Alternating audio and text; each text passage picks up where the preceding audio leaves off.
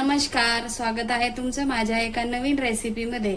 आज आपण ग्रेव्हीसाठी मसाला बनवणार आहोत। व्हेज भाजी असो मसाला बनवणार आहोत। तर 2 टोमॅटो, पुदिना, काश्मीरी मिरची घेतलेली आहे 7-8, 1 वाटी खोबरं बारीक कापून घेतलेला आहे, कोथिंबीर, कांदा, मसाले घेतलेले आहे आपण इथे, धने, लवंग, जिरा, चक्री फूल, काळी मिरे, खसखस, दगडफूल, मोठी इलायची, हिरवी इलायची आणि दालचिनी भाजून घेऊया आपण आता हे सगळे मसाले।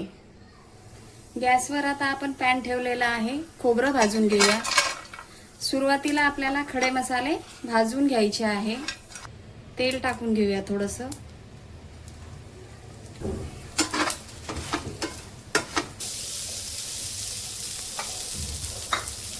कांद्यामध्येच आता आपल्याला टोमॅटो भाजून घ्यायचा आहे आणि पुदिना पण टाकून घ्यायचा आहे।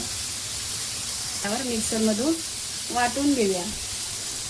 सुरुवातीला आपण खडे मसाले मिक्सरमधून वाटून घेऊया। आपण आता या मसाल्यामध्येच कांदा, खोबरं आणि पुदिना